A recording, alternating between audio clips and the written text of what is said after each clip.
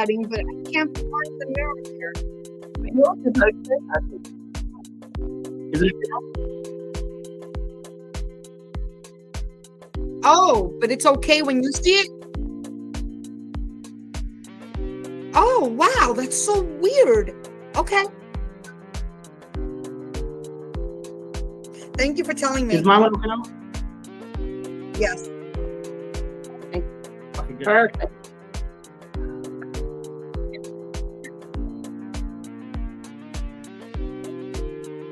I like your background, Izzy. I could have that one as well. But you have to upload it, don't you? I'll send one to you. Send me it later. This Shannon. Hello, can you guys hear us okay? Yes. Morning. Let me try to turn our volume up so we can hear you guys.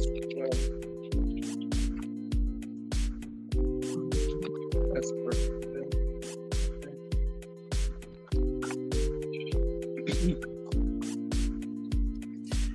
Yeah, I think we can see it. just take your time.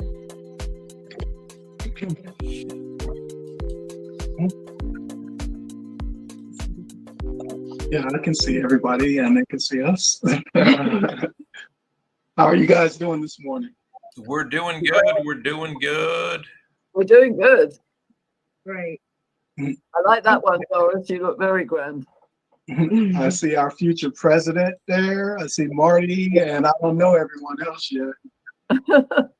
Yeah, so before we get started today with Rotary Club of Global Impact, how about we start with Doris and then we'll go to Pauline and everybody, if you would, give us 1 minute of what's going on in your world, what your passion project is today or this week, or what you're focusing on, starting with Doris. Okay, good morning, everyone. I am Doris Elaine Smart. I am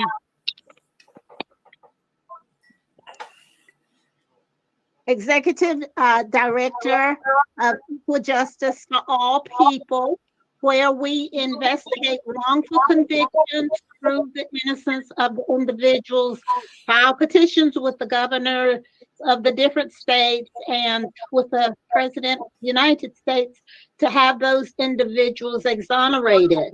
We're working on a project now that is very dear to my heart. Our mission is to, first of all, thoroughly investigate cases that are presented to us. Once we investigate them and feel that there is merit to the case, we refer that case to the, well, actually, we speak with the family and other individuals regarding the case. We then educate, we advocate, and we attempt to eradicate injustice within the American system of injustice. I am a born servant.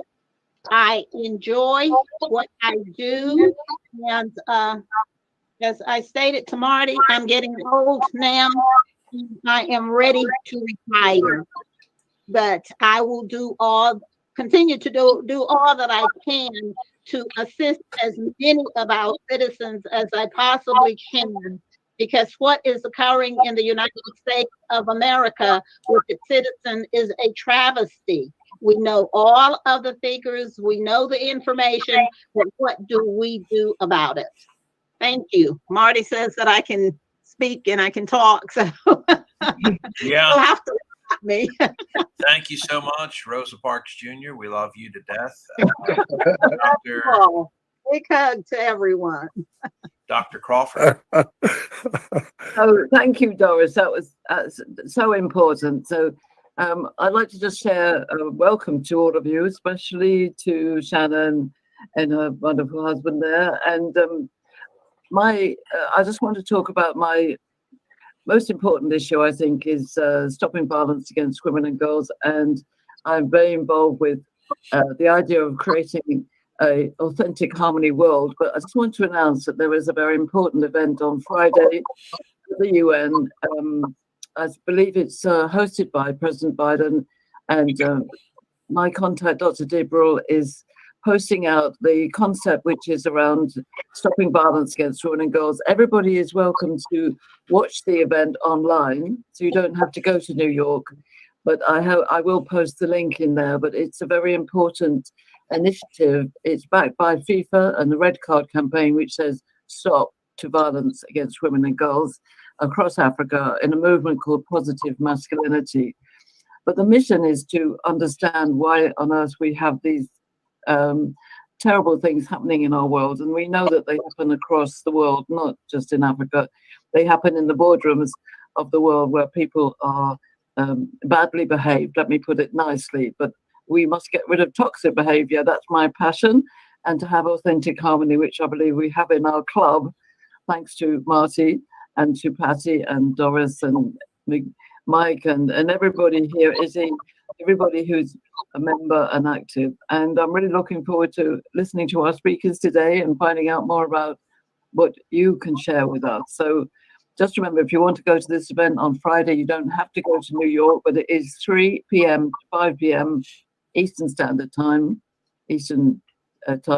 So I will put the link in the chat. And if you want to sign up and just find out more about it, there is a concept note as well. But it is time to change the world and to have genuine equality for every human being to have a safe and healthy place in the world. Thank you.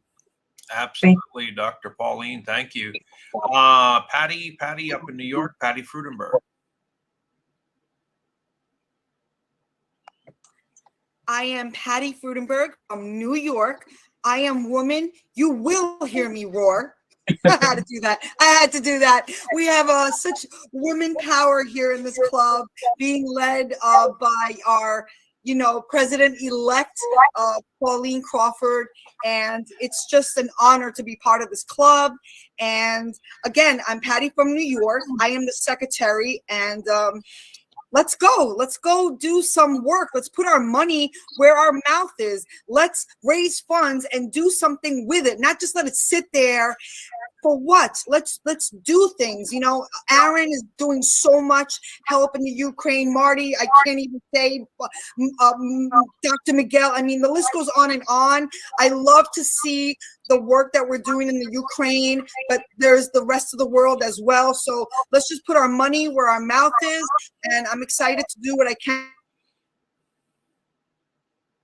with what we have. Back to you, Marty. Yeah, thank you, Patty. Patty, our global secretariat. We also heard at the beginning of the hour from Doris Kennedy, our special advisor to the presidency. Dr. Pauline Crawford went next. She is our what we call president-elect in Rotary. She will be president on July 1st. And Patty, who is our current global secretariat, is actually voted in just recently. She'll be taking over as the president in 2024 to 2025. Now to our foundation director, Dr. Miguel Rodriguez, down in Lake Wales, Florida, right by Legoland and Orlando, with Disney and Universal. We just call him Mike. Dr. Rodriguez. Good day, everybody. As I like to be called Dr. Mike, or Mike is fine. Doing a couple things in different fronts. One, of course, as foundation chairperson. We had one of our club members a couple weeks ago make a great offer to our club in trying to be Paul Harris Fellows, with an opportunity of matching us up with 500 points. So therefore, with $500 into the foundation, all of us can become Paul Harris Fellows, with the goal of having 100% Paul Harris Fellows by the month of June. So people, count your quarters, count your pennies, put it all together.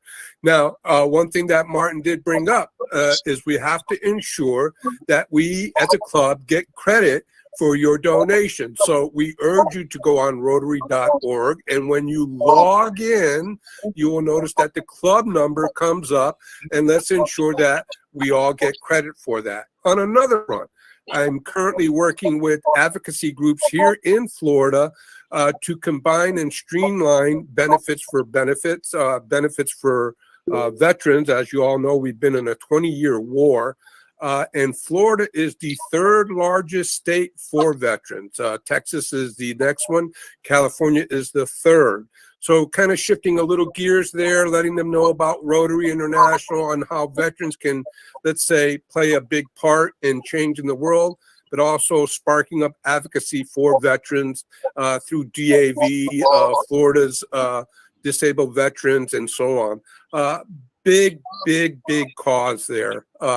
As those that are veterans know, when they file claims, sometimes it takes years just to get an answer back. So we're doing a little bit of that, but we're excited about the foundation and what the new year has to offer. So I just want to reiterate on this. There is 2 forms that are filled out. Once you go ahead and donate, and we recognize that you have donated, we do a validation of funds. And then in addition to that, we file a paperwork for requesting for your Paul Harris Fellow in Chicago. And then we have it mailed out to you. So please take that in mind. If you don't know what the Paul Harris fellows are, go ahead and look it up online. It's like a way of passage when you become a Rotary member. And of course, we all recognize that everyone just can't write a check for $500. And that's why we're letting you know we have now till June. So I encourage everyone to participate as we ensure that everyone is validated along the way. Hoorah, as they say in the military. Thank you, Mike. Thank you, retired Army Mike. Elena out in California, one of our newest members, Elena Sabri. I think she may just be monitoring and paying attention while working. So Elena, if you want to pop on and say hello after our presentation from the guest speaker, please do. Istiak has already signaled me and everybody and said in Bangladesh, he's having to crank some stuff out to go on ahead and move on. And Sean Chan from British Columbia up in Victoria. Sean, are you hanging out with us today? He is hanging out with us today. Thanks for popping in, Sean. So without further ado then, guys, I'm going to crank up just a short welcome video before we bring on Dr. Shannon Stewart, our guest speaker today. We like to get our guest speakers on quickly.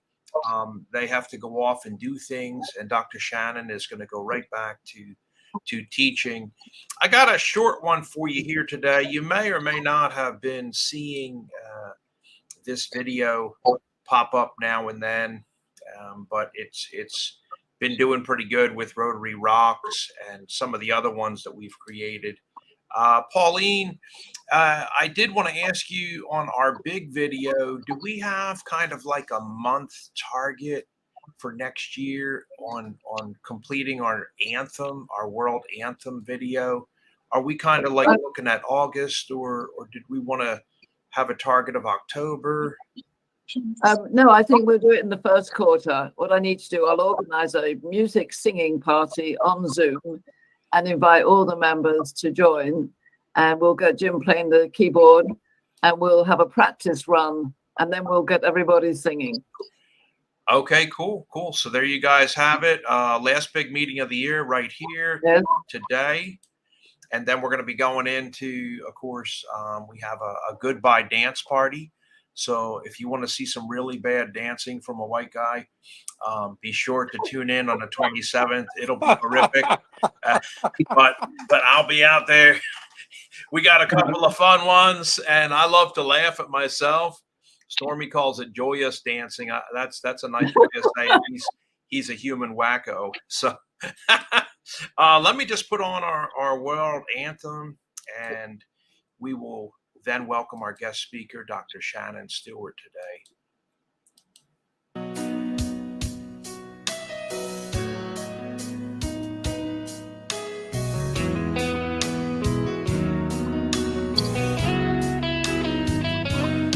I should be getting good audio. Where is all the good news? Where's the helping hand? Where are all the smiles I used to see? They gotta be here somewhere. I think I'll take a look around. Maybe try to find some harmony. All the love we used to know, just too hard to find. Giving in to feelings of despair. World renewed is upside down. Fears replacing love. Because no one seems to care. There's a smile that says hello. Another says goodbye. One that promises I'm giving you my heart. I've seen a smile convey I love you. I'm proud of who you are. One that keeps us close when we're apart. Talking from the darkness of all that we've been through. It seems that there might be a way to leave behind the loneliness we've known and live again life of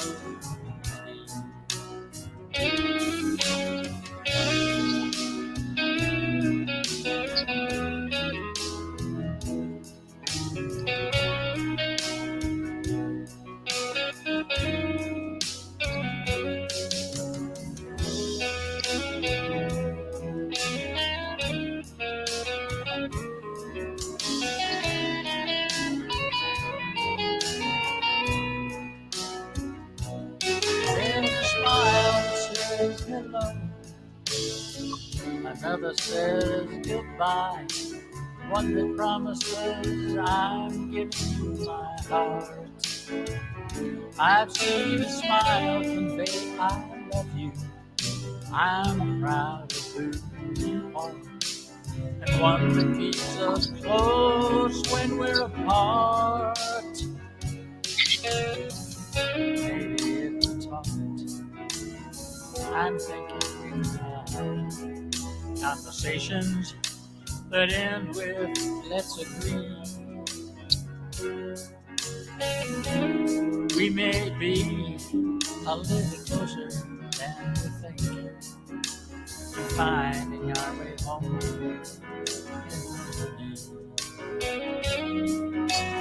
Finding our way to harmony. To the beauty and the joy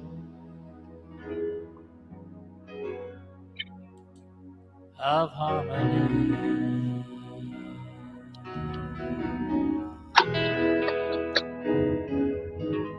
Jimmy James, Jimmy James.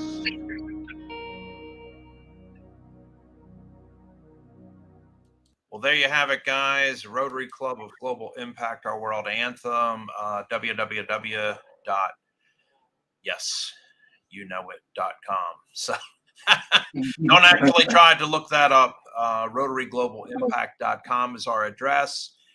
Call us anytime. We are reachable. That's one thing people often say. You guys are very reachable. You're one of the few websites with a club in Rotary worldwide out of 46,000 clubs that we have ever seen that has a phone number on every page of your website. More important than that, you guys actually answer the call, okay? The call for need, the call for distress, the call to talk, the call to join, the call to sign up. Critically important. And I think that is super, super important is just, talking with one another. Our guests today at telemedipro.com, that's www.telemedipro.com, are trying to take telecare health access to the world, which is super important. And this offers a massive opportunity for healthcare professionals like Dr. Joy Nicole Martinez, one of our members who is at Atrium Health every day of the week, and Janet Griffin Winter, another one of our members, a nurse with Kintegra. They know how important this is, and by addressing the challenges, TeleMediPro is offering to be the mainstay of patient care by offsetting the decline in outpatient visits. Also, decongesting healthcare facilities. Trust me, I spent 6 hours on Friday night with Stormy at the hospital. We arrived around like 4 or 5 in the afternoon. About 10:30, 11 o'clock at night, we were able to go home safe and secure, successful. Nothing really big, but had to do a bunch of tests. And the wonderful nurses constantly apologized for hosting us in the hallway. And so, they're like, we're sorry, the entire facility of whatever cajillion number of beds was jackknife packed. And there were people in the hallways, and they have stickers that they put up above your head on the hallway with various pull-off QR codes of who you are. So that's kind of your chairs, and the hallways were jackknife packed as well. So our guests today, when they talk about providing critical virtual patient care and continuity care to people, I think it's going to become evident to everybody how important this is, that we roll this out, that we figure this out, that not only that, but how can we do more prescriptions that the doctor would prescribe, with less of this controls, well, you have to come in because if we don't physically have you here, you get no service, you get no medicines, and also think about the other services by telehealth with TeleMediPro that are offered. Without further ado, it is our great honor, one of our most powerful members in Florida there, the Stewart family, Dr. Shannon Stewart and her loving husband, Willie Stewart, a former United States Marine. Welcome to you. This is like such a massive freaking honor, guys. I mean, honestly, welcome. Well, thank you. I want to get us started first. And the reason I'm going to do that is because you guys probably will see a whole lot more of me. She stays busy. But my name is Willie Stewart. I'm the Chief Operating Officer of TeleMediPro. Shannon and I have been married for 33 years, so I am the oil and the grease to everything that we do. Now, I know it doesn't look like it because, she's only 40 and I'm 41, so no, I'm just joking. But I wanted her to try to realize one of her dreams back when we were in nursing school, which was to be an autonomous practitioner and also to provide care for people who have limited access. So it was a long time in the works, and we had to develop relationships, and we're still in the process of doing that right now to help this dream to come to fruition. But we're more closer now than we've ever been to making it a full-time reality. COVID kind of put a little bit of a strain on getting things moving forward, but it actually also presented some unique opportunities. So as a Chief Operating Officer, I supported her dream and put together a phenomenal team. So we're not just a telemedicine company. Our Chief Financial Officer, Alan O'Grady, he lives in California. He also owns a sourcing company, and he has relationships in Africa, which helped us to get our attorney and put other people in place in locations that we only dreamed about. So we've been putting together a phenomenal team, as you can see on our website.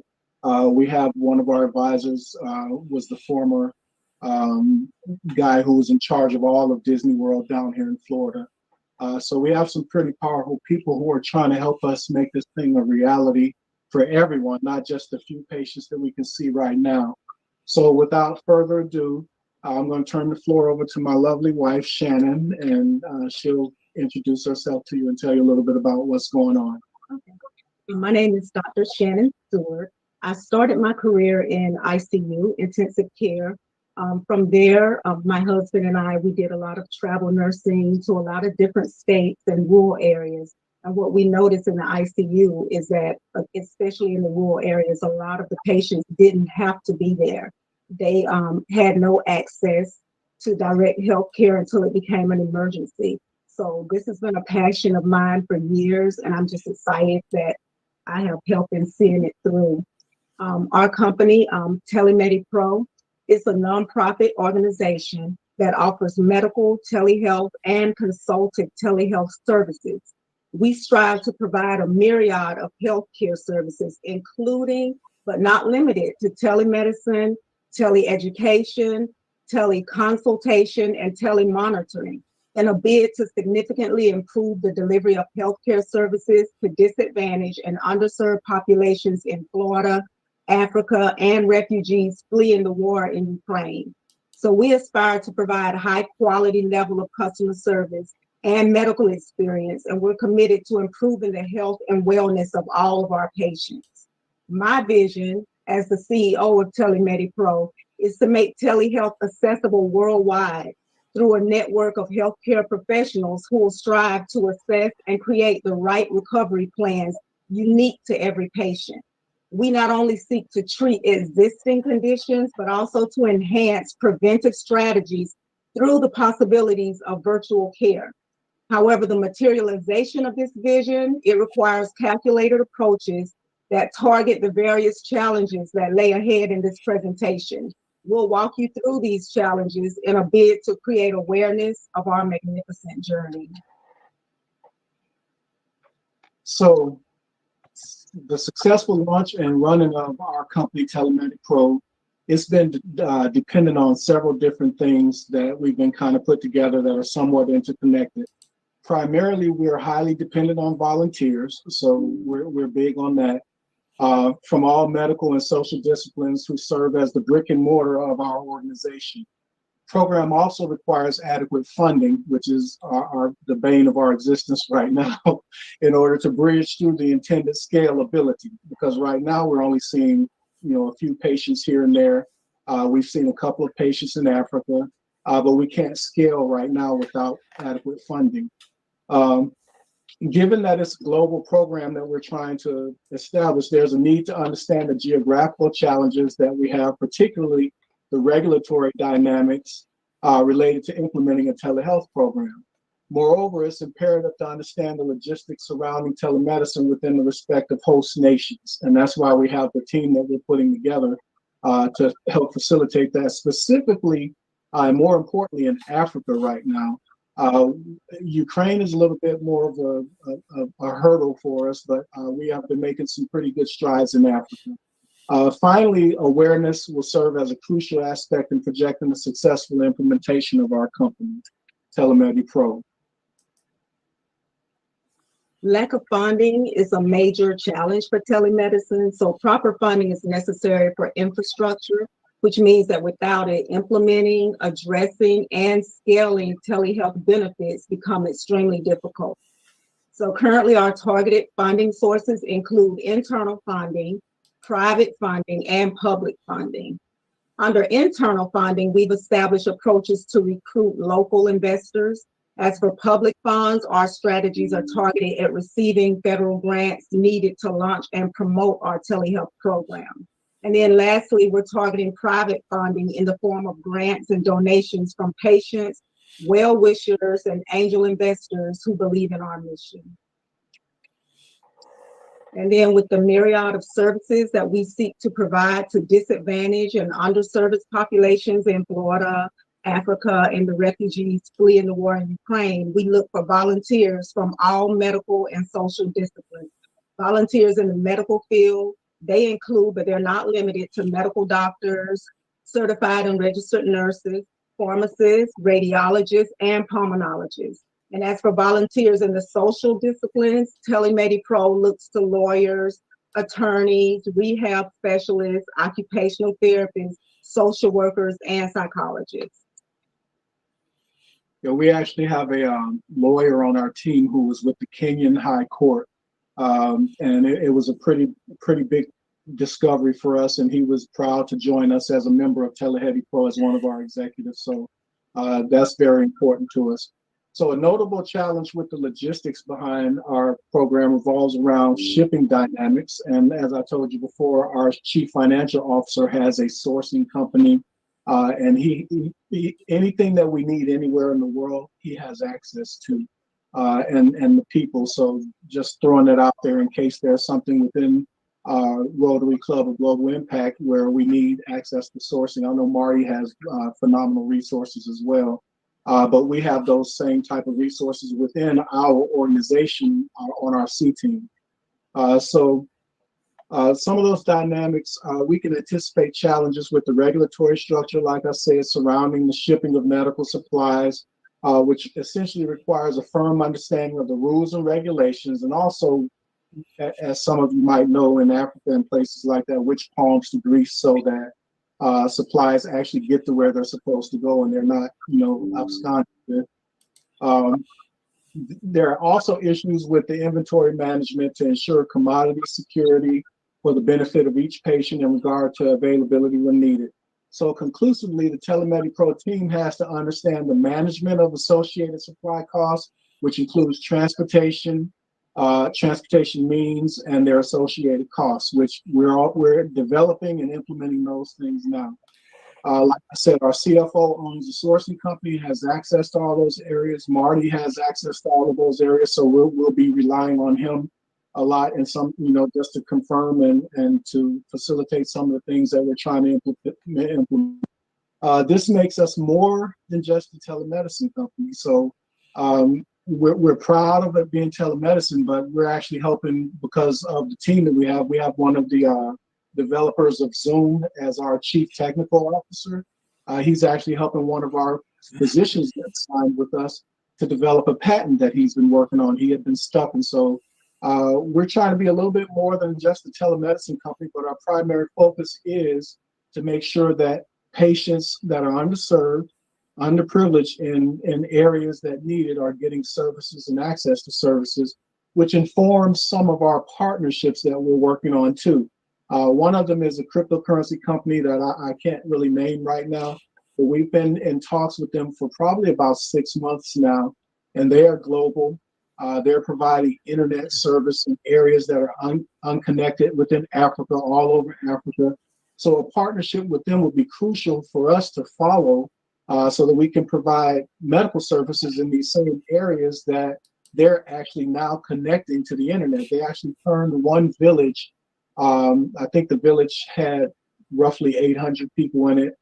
And the village now is an international exporter with Japan and China, with the things that they had just because they got internet connection, but they still have to travel 2 to 3 hours to get to a medical provider. So that's the bridge and the gap that we're trying to overcome in locations like that, and why we're seeking out certain partners that can help us to facilitate that. And so did you want me to showcase your slide presentation today, guys? No, that's fine. We're good okay. with it. Okay. Uh-huh. I had it up. I'll make it available to everybody afterwards and put it on our website. Absolutely. So putting together this multi-talented and multifaceted executive team has been essential for our future success with TeleMediPro. Now, as most of the major healthcare professionals join TeleMediPro and move into this global system that we have to navigate with regulations in different countries and criteria that has to be met, licensure becomes a notable barrier. Each of these countries, they have different licensing regulations for telehealth practice, which requires working collaboratively with a local legal team. So that's why we have the lawyer that is actually within Kenya for us to do things in Africa. And that's in order to navigate through those regulatory environments. We have a team. Another concern revolves around practice regulations, given that many national medical boards within those very host nations require an in-person consultation before initiation of any telemedicine services. It's that way here in the United States too. In fact, with COVID, they were able to relax those regulations, but now that COVID has subsided some, they've taken those little pathways away, and so practitioners can't practice across state lines as easily as they were able to do before. And they do require those in-person consultations prior to being seen. And some states actually won't let you see a patient now unless they actually physically see the provider that's going to be doing the telemedicine services. So the United States environment is a little bit stricter, so that's why our practices are limited here in the services that we provide to Florida, where Dr. Stewart is licensed, and Iowa, where she's licensed. And then our other providers have licenses in other states where they have their own independent practices that they can use our telemedicine platform to see their patients. So it's a known fact to us, and that we found out that a lot of the African nations that we're trying to infiltrate, they lack explicit enabling telehealth policies and legal framework. Furthermore, most of the African nations, such as Nigeria, have a lack of constitutional protection laws and rights to health and privacy, which demands extra caution when we're venturing into those regions. We actually were at one point being considered by the prime minister of a West African nation. I won't name it just to keep his privacy.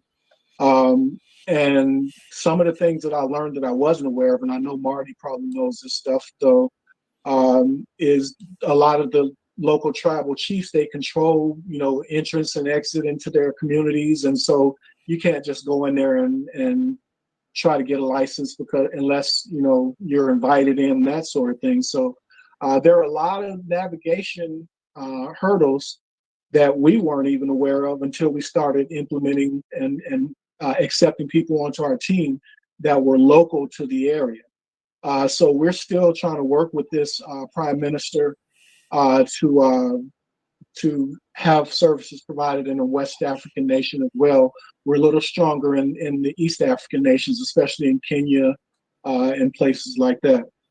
So those challenges that I spoke of, stem from the obvious fact that there's a lack of telehealth awareness among policymakers, even here in the United States. So at present, we're only navigating this by offering consultative services right now, because we can't technically provide medical service without proper, regulatory environment that, sustains that. So what we do is we establish relationships. We're helping to promote clinics. One of our team members is a PharmD, doctor of pharmacy from Kenya. And one thing that we learned from him prior to him coming onto the team is that most of the patients there see a pharmacist before they would actually see a doctor. They see those people in the community. So being able to establish a local clinic where you can provide telehealth services, consultative services before they actually get to a doctor, maybe even health and wellness services, would help to improve the quality of life and quality of care in those areas.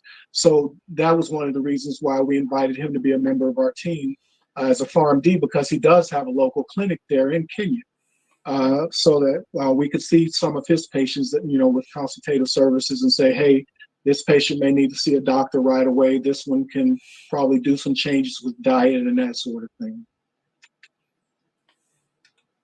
Well, absolutely, absolutely. And thank you guys so much for joining us today.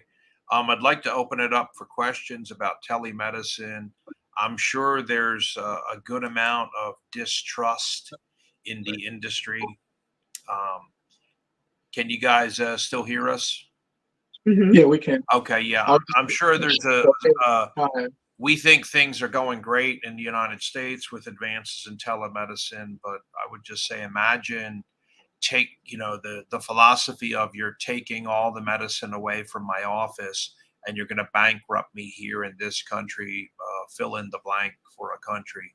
You're trying to destroy doctors' offices. And what do you think about that philosophy and fears that grip people? Well, a lot of that comes with awareness, making sure, doing the educational programs that make people aware of what's happening with telehealth and the benefits of preventive care in advance of actually seeing a doctor, because a lot of these doctors' practices are overwhelmed with the number of patients that are starting to come in. So. Absolutely. And I wanted to offer an interactive format for everybody today out there that is watching. I know we have a couple of hands up, but everybody who is for telehealth, if you wouldn't mind giving us a thumbs up. Do we have a thumbs up setting, Patty, on Google that we can do? We have a poll there, right? We don't have that. I don't know if we I couldn't hear you, Patty. Were you talking out loud? Oh, I think am I okay now? Can you hear me? Yeah. I don't see the thumbs up on this one. I see that. I think it's on Zoom, but not. Well, or everybody, StreamYard. everybody, give me a hands up then. How about that? Can we get a hand up? All right. Oh, I see a lot of hands going up now. Okay, Dr. Mike. Yeah. Okay. Oh, it's even like waving. Megan Johnson, out from Beverly Hills, is waving. Okay. It looks like there's a Dr. Pauline. It looks like I'm not going to name them all off. I got my hand up. It looks like there's a lot of hands up. Next question, Dr. Rodriguez in Lake Wales. My question, Dr. Stewart, when we think about telehealth and of course, in Medicaid, A, B, and so on, we tend to look at administrative costs. Has this method reduced administrative costs? We're a concierge right now, so we haven't gotten into the Medicaid side of it. We're strictly volunteer. We're charity right now and concierge. So we haven't dealt with Medicaid. Oh gosh, well we have to introduce them to Orlando Herrera Jr., another Marine up in Washington D.C., because he has all that Medicaid certification and does all that billing with sometimes a caseload of as many 49 people at a time on his caseload. And he recently mentioned to me he is looking for new opportunities with new corporations. So I have to introduce you guys to Orlando Herrera Jr., excellent Marine, great guy. Been growing his dreadlocks at least, like I asked him one day, he told me this is 28 years. I was like, damn, brother, because it's like all the way down. Wow, amazing guy. So we'll do that today for sure. And I also, before I move on to the next question, I wanted to join you guys officially, if there's room, from the White House chef's point of view. Welcome Nikolay from Russia. Welcome Quanta Dawn Light from Charlotte, Nikolay. I wanted to join you guys from the nutrition angle as a White House chef to help you as much as I can. I'm not a doctor. I have 2 master's degrees. I'm working on my doctorate right now at North Central University. On to Patty Frudenberg, a question from New York. Before we get to the next question. I was just going to go ahead and He wants to summarize respond first. everything. Yeah, because she has to get back to teaching, but Yeah, please. Yeah, I just wanted to summarize that, just to let you guys know that our company, Telemedi Pro, it targets to make telehealth care accessible for the world, and it's offering an opportunity for healthcare professionals to reach more people in more places that desperately need these healthcare services. So with proper funding and strategic elimination of the challenges highlighted, Telemedi Pro will be the mainstay of patient care by offsetting the decline in outpatient visits and then decongesting the healthcare facilities while providing critical virtual patient care and the continuity of care. And I also just wanted to thank you guys for having us. And I want to encourage you to spread the word to people about the importance of making telemedicine and telehealth accessible to the world. And I'm going to leave you with my husband, Willie, to answer any more questions so that I can get back to teaching. I apologize, but I do have to get back. Thank you, Dr. Stewart. Thank you. Take care. And I would just like to mention before we go on to Patty and then Megan, I see have hands up. Willie is quite a nurse. He is, of course, a former Marine, once a Marine, always a Marine, so still a Marine. But he was on active duty for quite a while. And Willie, would you just share with everybody what it's like to be a nurse and your qualifications and certifications? They're pretty sure. Shannon and I both have been nurses for over 20 years. I was a nurse 1 year longer than she was, but I sent her to school before me. And then she went blind, lost her sight. And that's a whole nother story that I'll share with you guys at one point. But we witnessed our own miracle and her sight came back, but that ended up putting me a year ahead of her in nursing school. So, we do believe in God and we believe that miracles happen. So but her vision came back, and so I've been a critical care nurse for that entire time. Right out of nursing school, I went into cardiovascular intensive care nursing. So I took care of open heart patients. And then from there, I progressed into neural nursing. So I took care of people that had brain bleeds and bolts in their heads and that sort of thing. And I became a supervisor in that area. And then, like she said, we started doing travel nursing, and I decided I'd work in any type of ICU at that point because I was ultimately confident as a Marine and as a nurse with all of this knowledge and skill. And Shannon has similar experience right through all of that. But that's where my medical experience lie. I also have a background in the entertainment industry. I've had some music placed on television shows, and my oldest daughter was doing music for a while. I was her manager, and I managed a group here in Florida where we, did some phenomenal things here too as well. So I have a pretty varied background in different areas. So that's why I've been able to meet a lot of people in different walks of life that have been able to be instrumental in me learning business environs and meeting different people and connecting with people that can help us realize these dreams here. Also, I am a multiple sclerosis warrior. In 2014, I was diagnosed, and I was not able to physically practice nursing anymore. I maintained my license because my brain is good. I still write and I still speak in places, but I can't practice as a nurse because of my multiple sclerosis disabilities. And Shannon, COVID happened, and we decided, hey, let's just retire you from bedside nursing and stay here so we can realize this dream. And then she's also, my caregiver here in the home as well. So we have, a life that we just love right now because we control everything that we do ourselves. We don't have bosses, so we're able to kind of do our own thing with where we want to move and how we want to move and who we want to connect with. And God has blessed us with all of this, and it's been working for us. So it's an amazing story. Up to New York, Patty Frudenberg with a question. I really would love to do a show on this because I have a few questions, but I'm gonna keep it to one. I have as much time as you need, so go ahead. It's okay. Trying to be mindful of our meeting time. But, did you consider, I might have overlooked it because I was excited with everything you were sharing, but did you guys consider some type of telecommunication to be in your network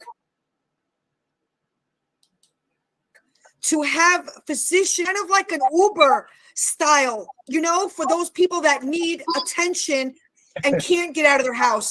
Not necessarily an ambulance that's going to take you to the hospital, but need somebody to physically see you once your consultation determines. So through your network, it sets off the network of surrounding participating doctors that might be willing to either volunteer or get paid. Again, I'm not talking about logistics now. I'm just talking about the idea. And I think you are absolutely in our pitch this, and because I saw Pauline smiling when you said you're in the music business. Pauline, do you see the vision? Do you see a telehealth tour? Do you see a telehealth tour? And then we can have our group singing live. Oh my goodness. I'm just saying. Let me clue you guys. We gotta have a show on this. We gotta have another show on this. All I could say. Back to you. And thank you to be right now. When you guys started the Ukraine initiative for MLove, it sparked our imaginations, and Marty knows a little bit about this, for Africa. And so what we have done is we've created a business plan, and you guys are hearing it here first. We have not implemented it because it's going to require a lot of money to implement it and a lot of logistics and investment and that sort of thing. But what we did was we created a business plan and a business model and a proof of concept for a telehealth bus in Africa that has Wi-Fi access, and it's going to rely on one of the partners that we're trying to partner up with, which is providing that internet access in hard to reach areas that the big boys don't like to go to. And the name of it is called Basi la Afya Njema. It's Swahili, meaning healthcare resides in the bus. so we can go to those areas so that they don't have to travel 2 to 3 hours to get to a doctor. People die trying to get to a doctor, or they get there and the doctors are overwhelmed.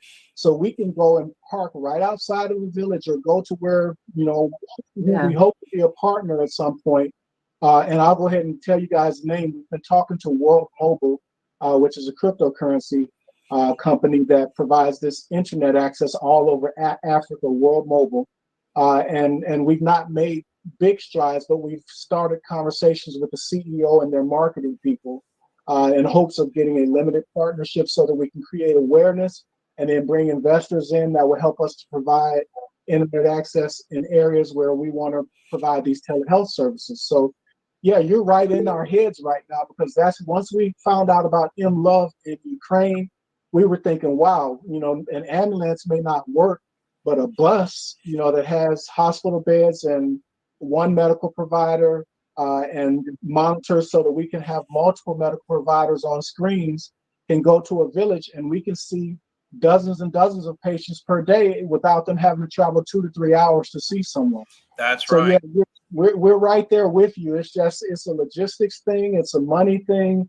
There's so many avenues that we're trying to accomplish, and we never give up on anything. Like Marty said, I'm a Marine. My wife is a nurse, is from Alabama. So, we're go-getters. And so when we hit one wall, we don't try to go around it. We just start trying to chop it down and go through it. So that's where we're at right now.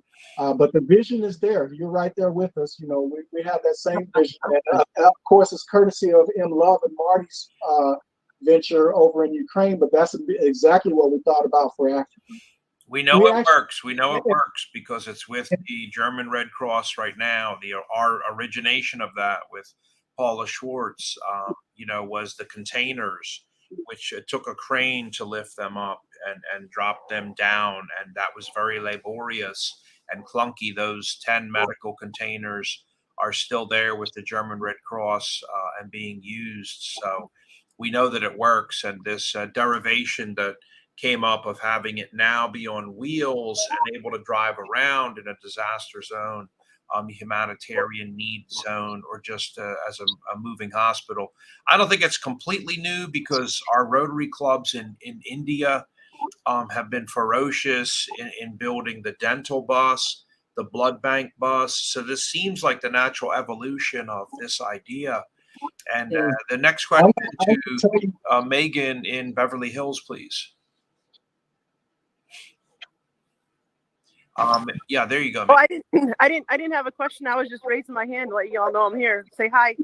Oh, cool. Okay, well, I love what you guys are doing. The only thing I can say is, Martin, I have a friend of mine who's a pharmacist in Monaco from Nigeria, and he might be able to help out the whole telehealth. Beautiful. Beautiful. We need more of them in Nigeria and Ghana. Let me tell you, that's primarily Nigeria with Vincent James, where Shannon and Willie are working. Well, any wrap-up final thoughts before we go into old business and new business with financial report, Willie? Yeah, I'm just going to tell you, because I'm quite shocked and surprised at the question there by the secretary, right? Yes. Yeah. Yes. And my vision was a little bit, my question / vision was, I knew about the MLove, and I'm very happy to the success of that. But mine is also for like, on call. So kind of like the best thing I could think of is Uber. So the doctors that could Uber them, not needing necessarily medical supplies. Only coming from the network that you provide. But again, we don't want to give too much away. But I'm excited, and we stand by you. Yeah. Well, the confidence that we have that we think that this is going to probably at some point be facilitated. We've gone so far as to even start creating marketing materials and stuff. That's how confident we are. So I'll share some of that within our private groups and the WhatsApp groups and that sort of thing, just so you can see. We've actually gotten African dancers already who have participated in helping us to create a marketing video. We've created a song, and I have it's done dually in Swahili and English. and some marketing,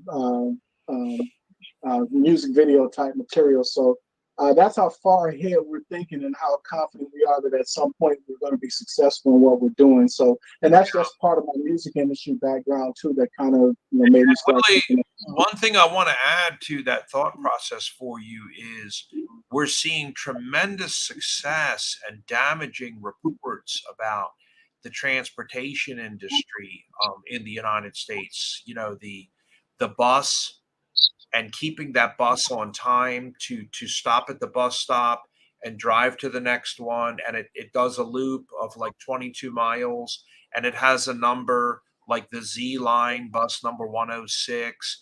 And within metropolitan authorities like the Charlotte metro region, which is some 50 counties, we're seeing very damaging negative reports from the Department of Transportation coming out saying like ridership has been so far down, and keeping that bus fleet running with some 67 buses doing that, bus number 108, 109, 115, 122 on all those routes. And there's only like 22 people who rode that whole one bus. When they asked to see a report, like bring up bus number 123, 22 people for a whole month, and they wasted 40. That's a different system than what we would be implementing. Ours is the healthcare. I thought it was like if you're wasting $42,000 on that one line, going back to what Patty was suggesting, like what if the I know what you're doing with your bus, but what if like on Friday night, Stormy had an X-ray, a sonogram, and blood work, and going back to MLove is capable of being outfitted with a sonogram machine and an X-ray machine. And that's just a small ambulance. Now you're talking about doing a whole bus. Could you do blood work on a bus? Yeah, absolutely. Wow. See, I would pay for that to come home and have that bus pull up here and pay the regular fees, which however much that costs Friday night. I don't know, $3,000-$5,000, whatever that cost is. X-rays are nothing to sneeze at around here. They're $4,000 to $7,000 a pop. We had an X-ray on Rainier one night. She had a tremendous pain in her chest about 5 years ago, and I think that was $8,000 for an X-ray. So yeah, I mean, to have the bus come here would be great. My gosh. Wow. Yeah, there's a lot more we can dive into. So definitely, another show we could talk deeper about it.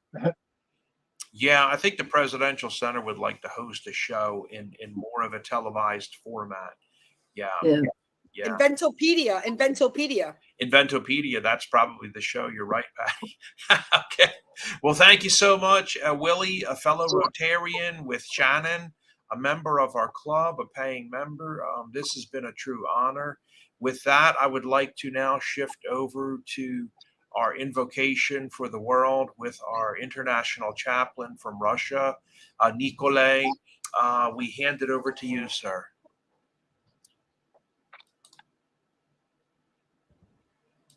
Yes, thank you very much. Please join my prayer. Dear Heavenly Parents, we are so happy to meet you live here. This meeting, and I pray so much for everybody who joined this meeting. We all, as Rotarians, we are doing so much in the world, and we want to ask you for the guidance for the next week and further as we analyze this year. Let's analyze how we could do it much better next year.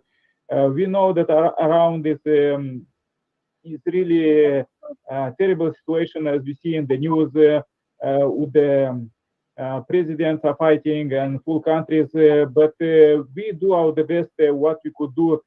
We pray for all 8 billion people on the earth, and also we try the best to help them as we see there in the with the medical kit and others. And Heavenly Parent, we ask you for guidance and wisdom, as you said that if you could meet together a few people, you will be with us. So please be with us every day, every hour, every second, with our families, communities, countries, and the whole world. and to unite, be more wise, and make peace substantial, real, that we could pass something good and clean to our next generations, and purify all of these difficulties what in the world now. Heavenly Parent, please receive this short report. I pray in my name is Nikolai Karpalas and the family. Adieu. Amen. Amen. Amen. Amen. Thank you so Amen. much, Nikolai. It's important to remember, everybody out there, that we have Rotarians like Nikolai who are members, and they belong to Rotary, and we have Rotary clubs all over Russia and all over the world, 46,000 clubs. So it's a great honor, spasiba, to have Nikolai with us, who also speaks Romanian and Russian. So please contact Nikolai if you have international chaplain needs for your friends, family, and colleagues, especially around this precious season when suicide is at its highest on earth during this end of year season, okay, as we celebrate two Christmases. We have Christmas this year on the Western, December 25th, and we have Christmas this year where here at Rotary headquarters, 224-228, the Christmas tree will be up for the Orthodox Christmas on January 7th. We will have two New Years here, of course, for the Western January 1st. And then we have the Chinese New Year here at Rotary headquarters on the 22nd. So we have a lot of holidays to get through, double the presents, double the champagne popping. If you're not into all these holidays, you don't understand them, you don't know what they're about. They're a lot of fun. Any kid inside of anybody that doesn't want two gifts and two Christmases is insane to begin with. Okay, so get into it, explore the world. We are happy to have you with us. Learn about the other cultures and Diwali, and of course Hanukkah. And we had Muhammad's birthday in October is what really starts always this 5 months of celebration for us. But we also celebrate Kwanzaa and a number of holidays during this period. So thank you so much. Our report for the Treasury is still up live on our website. All of our Treasury reports are there if you would like to look at them. We're very close to about $4,000 in the account today. We get a message every morning. We're at about $3,823 as of this morning. People are busy paying their dues. The one thing Vincent James asked me to mention, our treasurer from Canada, was that if you get a standard bill that says you owe $90, click on it with your mouse where it says pay here now, because when that clicks through, if you had just paid, like Megan just joined a couple of weeks ago, then your whole payment is going to be very small. You might only owe like $15. Quanta, somebody like her, she had just paid also. You know, she's only going to owe like $45. So make sure you click through. If you're watching this later, click through where it says pay here now. And if you've been a long-term member with us, which I use the term liberally, long-term since April, you'll probably just owe the full $90. It's $180 per year. Rotary bills in advance. So everybody's name who was on that roster on January 1st, they're going to bill us for the next half year. So it's essential. It's critical. This is how Rotary behaves. They bill 2 times a year to all clubs worldwide for 6 months in advance. Okay. So it's essential that we all pay our dues. And like Vincent said the other day in the meeting, hey, you want to be a member of LinkedIn? You know, it costs $35 a month, $36 a month. Our dues are $15 a month. We are the lowest priced club in the world's history. The Italian clubs are about $3,000-$4,000. The Japanese clubs are about $6,000 with a 4-year waiting list. Around here, my former club, it was about like $1,400 to $2,000 per year with your food minimums and other things they would ask you to contribute to. I would say, you know, if you had about $1,400 to $2,000 per year. That would be budgeting to join like a local club around here. That was about what it was. Any old business that we need to wrap up, Pauline? No, I think we're good at the moment. The dance event, is that local in the district? No, it's going to be broadcast live here. Okay, what date is that? Remind us. That's the 27th, and it's going to be Hawaiian themed. I'm hosting the Hawaiian themed dance party. Okay, we will have prizes. That's right. Get it ready. Have your loudest, most crass, obnoxious Hawaiian shirt on. Also, straw hats are recommended. Plastic leis that look like a real dork, maybe in pink or yellow, or several of them all around your neck. One year I had about 9 leis around my neck. I could barely move. So also, Istiak was asking if he would be allowed to appear with a full-size pineapple and a straw and some type of little paper umbrella he mentioned that he could be drinking out of during the show. So, so it's the 27th. What time on the 27th? 27th, 11 o'clock. 4th Tuesday of the month at 11 o'clock. Okay, well, we'll see everybody there. Yep, and new business, Christmas Day, we're hosting the shelter here in Charlotte.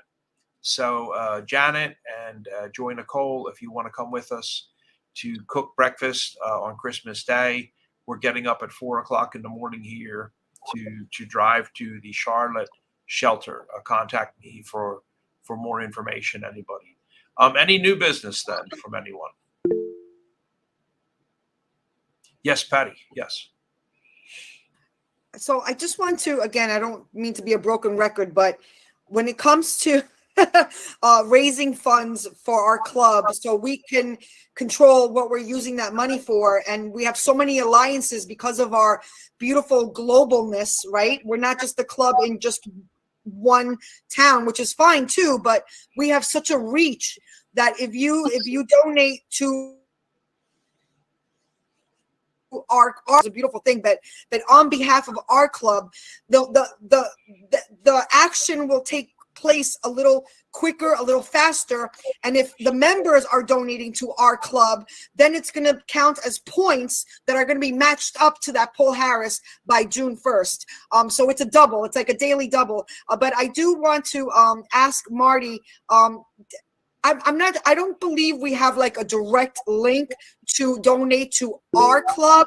I don't know if we can facilitate that, but that would be new business that I would like to bring up. I don't even know if we need to vote on that or if it's there and I'm not realizing it as a secretary. I apologize. No, I know that we can go international. We need a clickable utility to accept funds in. Yeah, so that would be great. And then any other way or mechanism, like if somebody says they want to host a fundraiser with a great idea, that money actually just comes in. Yes, so you brought an idea to me. We've actually put it into the bank digitally, and we've driven to Bank of America and just deposited it.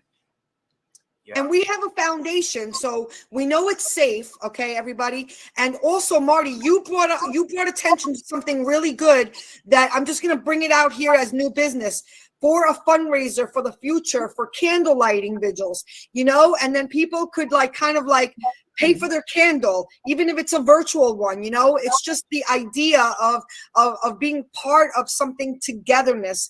And I just thought that was, you know, something to think about as well. But definitely the point of this is let's get a link that we could just directly donate to our foundation so we could have access and do more better work. Back to you, Marty. Yeah, absolutely. Anybody else new business? Quanta. Hi. I had a question. You have mentioned that when you make a direct donation to the club that goes to that credited to the Paul Harris, I would invite you to really examine that and find out facts, because I have a question about that. I think it has to go through directly to the Rotary Foundation, not our foundation, because when you give it to the club, it does not count as Paul Harris Fellow accreditation. So please be careful when you make statements because it might be creating confusion. Thank you. Yes. Oh, I'm so sorry about that. Oh no, it's fine. What you can do is the way that works is very confusing. So let me just visually. I want to show people. Seeing is believing. We can talk all day long, but if you can actually see how it works, that's a lot better. And I don't want people to mess this up. So I will show you exactly and precisely what this looks like. So let's say you're on our website there at Rotary Club of Global Impact, and here was today's show. Okay, so all the most recent shows are there. And you click up here where it says Rotary Foundation on Charity Navigator, 100 out of 100 score. Takes you to rotary.org. You would then click on donate. Okay. And when you come in here to donate, I highly recommend, if you want the credit to go through to you for your Paul Harris points and to become a Paul Harris Fellow, and you want it to credit to the club, and you want it to credit to the district, you've got to, at some point, somehow, some way, you've got to sign in, okay, to rotary.org. So I'm going to just click like join. Now I'm already a member. So look, I'm going to click sign in. I'm going to sign in. It knows who I am, right? I'm going to sign in. Once I'm signed in, it knows who I am, and it's going to begin to credit towards my account, which benefits the club, which benefits the district. Okay. So we're in 7680. It takes a little second there to think. Sorry. Yeah. We are not seeing your Rotary. Oh, it's not following. Okay, so I'm so sorry. So let me do this then.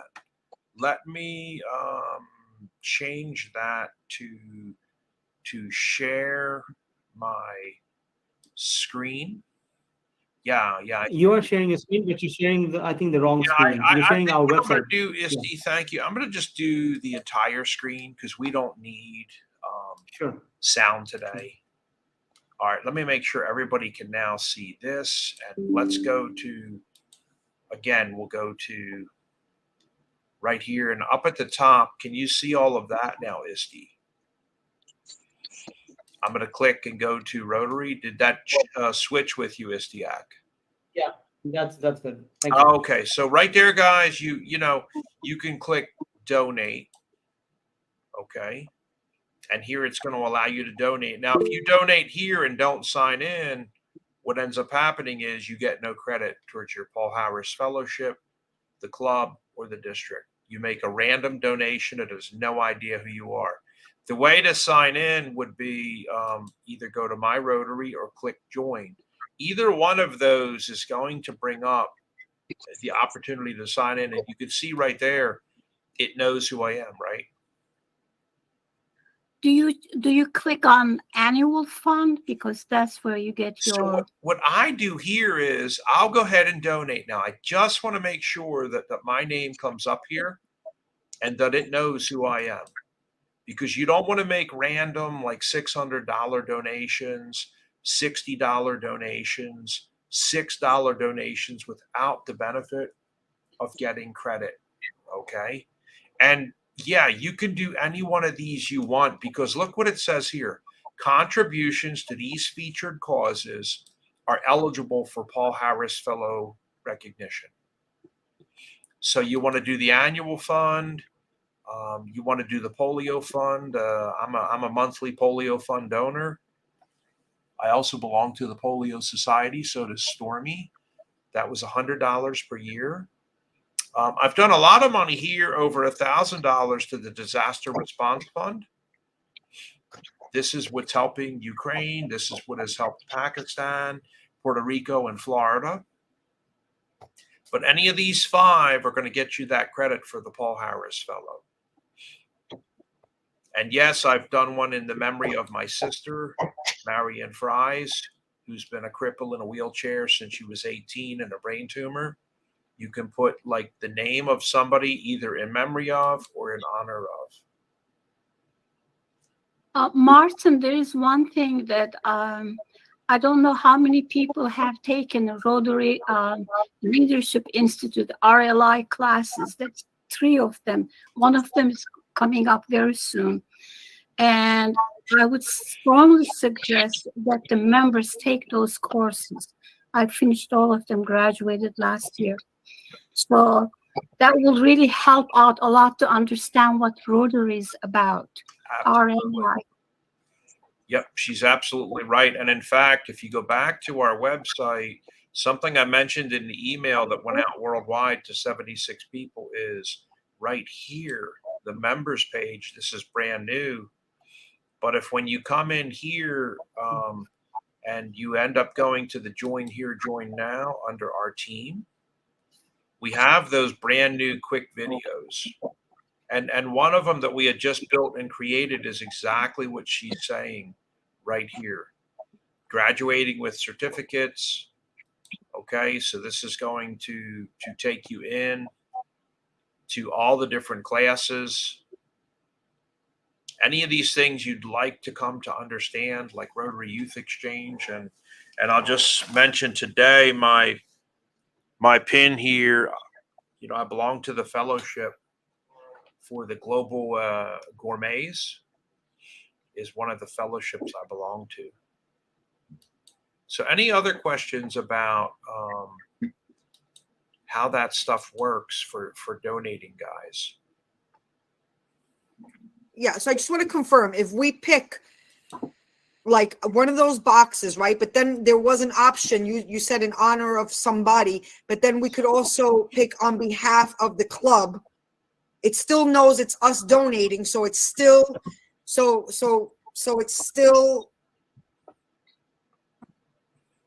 us points.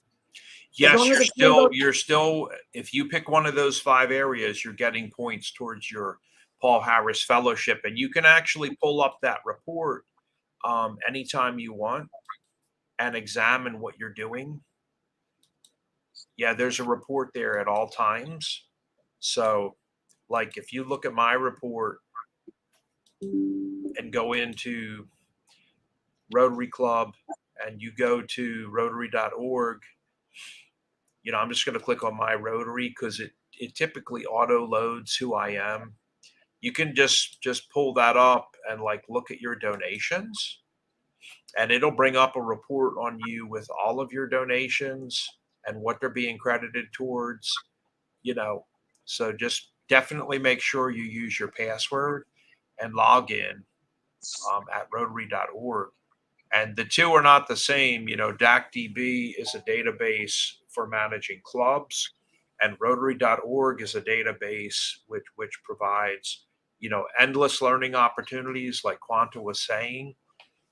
All types of, look, the donor history report is right here. The Paul Harris Fellowship Recognition Report. All these reports are going to auto-generate for you to examine about yourself and how you're doing. And the other thing is that if you do donate through Rotary International, you know, Rotary Foundation, you still get credit through the district. So when you apply for district fund, part of the donations that we make comes back to the club itself. Yeah, she's exactly right. I think it's what is it, 48.5% Quanta comes back in 3 years. Yeah, so a portion of that comes back to us, guys. And it takes a little time to think here, you know, as to what it's doing. But here is the most recent report on me and my behavior. So you can see it's got my name and everything up there. You may want to give this to your accountant. Disaster Response Fund, $1,025. Polio Plus, $130. That's kind of adding up because I started with the $100 to join the Polio Society, and then I give $10 a month through auto debit. So it's adding up to like $130 for the polio. Any questions about my report or looking at how to look at like what you're doing with you? I have one more question. So I just want to clear. I do have one more question on the donation again. Okay, so you made that clear. Now, if somebody were to donate to our foundation, right, the Rotary Club of Global Impact Foundation, then there are no points attached to your contribution to Paul Harris. Is that correct? It depends on what they do. Like the other day, I went in and made a donation in everybody's name in this club. So I made 39 donations for every human's name that is a member of this club. And let me show you how to do that. First of all, again, I'm not trying to act like an idiot, but I am signed in with my login and password. I'm going to go to donate. And let me show you different things you can do on the donation page, okay? Look down here. You see, Patty, where it is showing you like sign in to track your donations. Okay, I'm giving it a second to think because I didn't like the way it was behaving. Now it has me signed in. You're gonna have your credit card and all that stuff that you can put in. Your address should auto load automatically. Okay, but look at this block right here, Patty. This is new. This donation is from my club or its members. You could check like something like that. I've used that in the past when people ask me to donate money from the club using the club credit card. That, hey, Marty, when you use the club credit card, you don't do it in your name. Okay, you don't get the points. You do it when you go online there with the club credit card. It's from my club. And so that's exactly what I did. That's one thing that you can do. You got the areas of focus here. And I'll just uncheck that it's from my club or its members. Let's just say, Patty, you're going to do featured and you're going to do disaster response fund and you're going to do it's from my club or members, okay? Now, here's what I did the other day, Patty. I did it from my members. Look what happens. I was able to donate in each block from each member one at a time. It knows who all our members are. You see that? Yeah. But it's not going to multiply the amount of donation. If you donate 100, it's going to distribute it amongst all those member names. Are you saying? This is one way, one thing that some people would like to do. One way that they would like to control, from the club or from the members. But as far as if somebody says like, hey, I would like to just bolster the bank account, for the club and help the club, because I know you've got bills coming up and it would be beneficial to be able to pay for the pets program for the President Crawford to attend. And we really would like for her to fly from Las Vegas to Charlotte so that she could meet the governor here and the incoming governors here. And it's going to be like 600 people here. And I just think personally, whoever this person is feels that that's important for the club. That's not going to work for donating that kind of money. Like somebody who's got a great season of their life right now, Patty, and they're like, oh, I just would like to put like the 5,000 into the club. Okay.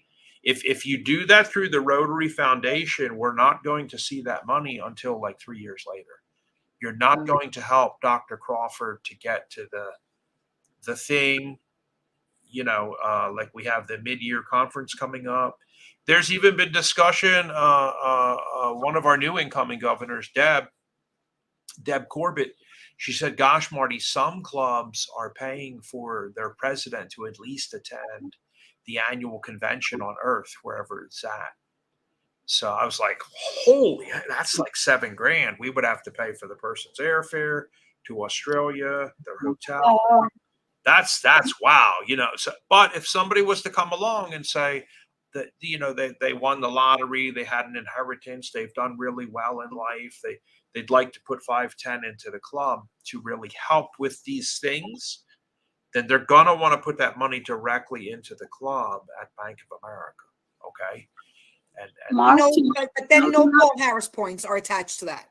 They That's wouldn't. No, they would not. That would just be Okay. a direct donation to the club. Okay, thank you. I wanted to confirm that, and thank you, Quanta, for bringing that attention, because I don't want to be giving out wrong information. So thank you. Yeah. You're welcome. On the about sponsoring, or somebody's mic is giving me a feedback. Okay, so let's say that, as you said, that you want to send Pauline to Australia. I don't think that the club president or any single person in the board and the membership can decide that. It has to be decided first, it goes to the board, and then the membership itself has to know. This is my understanding, because then it avoids giving the impression of people, using favoritism. Or and when we are doing it in a democratically elected way, then it creates unity, it creates goodwill, and it avoids any type of questions. That's right, Quanta. People often say that, yeah, the board of bandits got together and voted to send so-and-so to Taiwan for the international convention, and they had $2,000 in per diem, a $3,000 hotel, and $7,000 in airfare. You're exactly right, Quanta. Yeah, we have done that, and you don't never 100% give money for that trip. Maybe at the most $1,000 scholarship, or maybe $1,500, but you don't pay $7,000 for the president, because if you do that for one president in one year, then you have to do it for a group. That creates a burden for the club. Right. So right. I don't think we should give a wrong impression and hope that the president-elect, and also it's always president-elect, current president cannot be sent and receive funds while they are the president. It's always president-elect, and it's never 100%. I don't think we have any of these concerns, because we only have like $3,800, and most of our money is going to vaporize into the district and Rotary International. So yeah, well, I mean, it's for future purposes. It's helpful to know the facts, so that we are building up upon what is it? The Rotary says, is it the truth? Is it fair to all concerned? Will it promote goodwillship and friendship? Something like that. I forgot all of four. So I think when we go by four-way principles and service above self, then we're on the right track, because we're functioning based on principles, not people or any other reason. Exactly. And it'll be a club vote also, so people can always say, they're a fraud and a sham and their principles are trash, but at least they did vote as an entire club, and the vote was that they were going to do this, or they were going to do that, or they were going to pay for this or that. So, all right, guys, anybody else in closing today? Well, thank you so much for joining us again, and Willie and Dr. Stewart. We appreciate you guys so much. Have a great year, and thank you for reading our entire email sent out yesterday with all of our accomplishments and 41 shows completed this year, all available to watch 24 hours a day. And talk to you on the 27th in your best Hawaiian clothes. Take care, guys. Bye. Bye-bye now. Bye-bye. Well, there you have it, everybody. Thank you so much for joining us again today. We had another great gathering. We like to call them gatherings instead of meetings. And we will see you on the 27th. If you're ready with your Hawaiian clothes and a Hawaiian shirt on, it'll be a lot of fun. We'll catch you then, and we'll try our best dance moves as best that we can do.